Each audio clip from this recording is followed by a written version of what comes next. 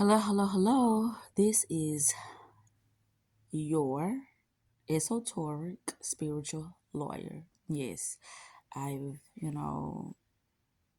taken a liking to that name because of the position I am holding at this time.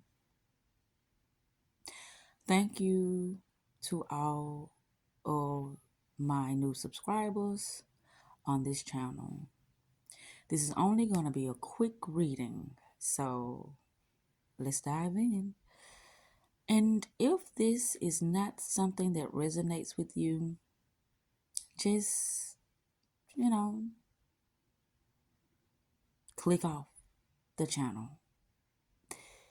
But to those who would like to know what I will be speaking of, stay tuned. Here we go.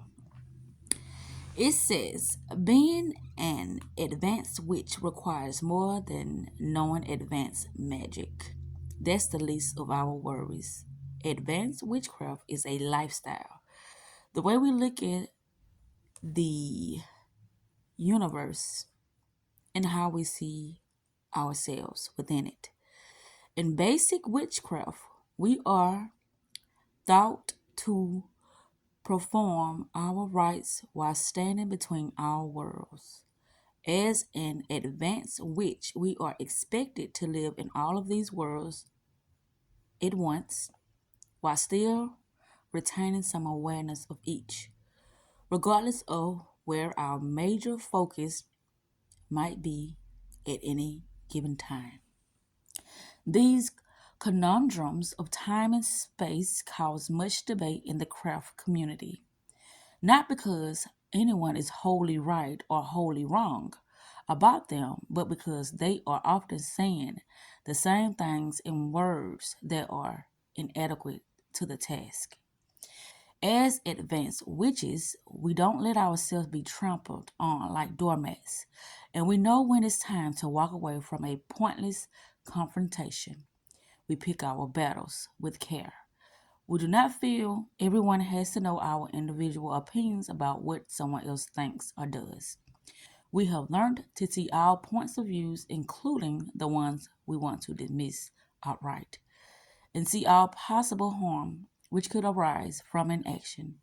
You must view yourself as a vacuum that can be filled with the energies around you at will, with the ability to send out those energies to do whatever task you require of them. Control of this energy is essential, or you risk two unpleasant side effects. Number one, you cannot control your intake of energy and you find yourself grounding, therefore wasting much of it, or it leaves you when it chooses, often in moments of anger, and then it goes towards goals that are not thought out or well chosen. And these will always come back to haunt you. As you move into the advanced practices, you will realize that power can never be taken from others or given by others. Power comes from within or from the energies surrounding us in the four elements. It has often been described as having power with rather than power over. A witch enjoys her power, but it also humbles her. Once this stage of self concept is reached, there is no turning back. Once the mind expands to see all things at once, you can never return to your boxed in thinking. You start to look at truths and facts and suddenly see the lies you've lived with since birth. The power that be indoctrinate us at an early age, and few people at any time in their lives seeks to question these, which is question. We learn early on that the power is just power, and that it can be drawn upon for good or evil.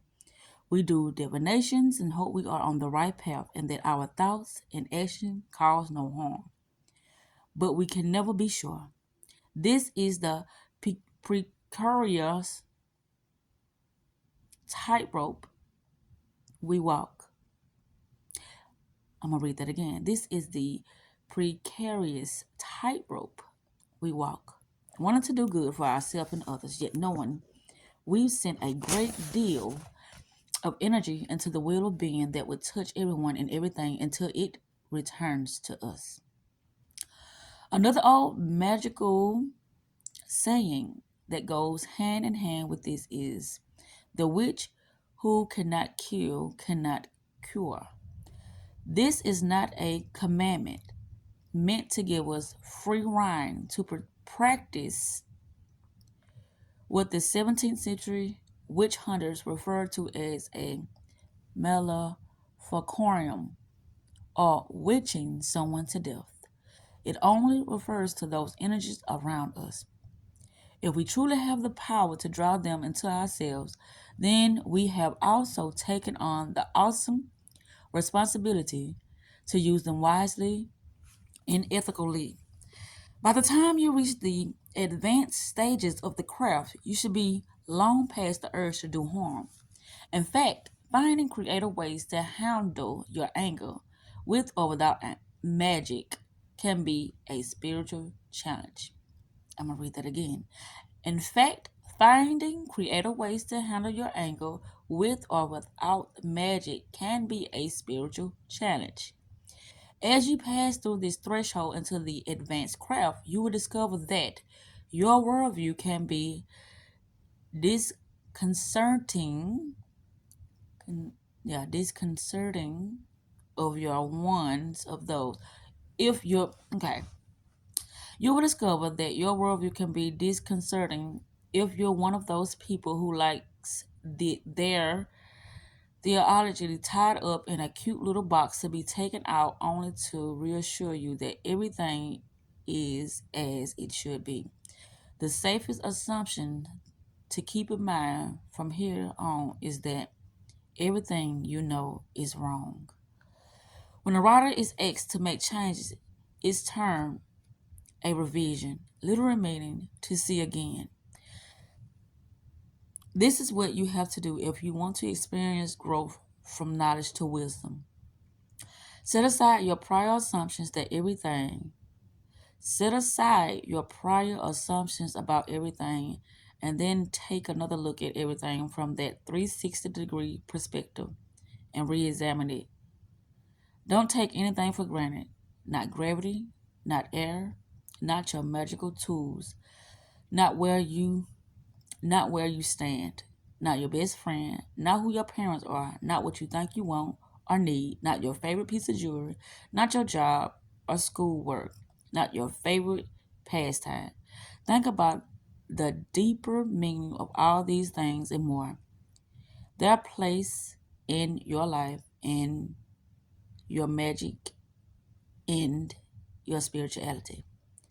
Continuously question, why do you keep the momentous you keep? Why is a certain rock given a place of honor on your altar? Why can't you get along with your best friend, boyfriend? When you astral project, do you see yourself going to inner worlds or outer worlds? How do you feel about reincarnation? Just who are you and why? These are not comfortable areas to examine.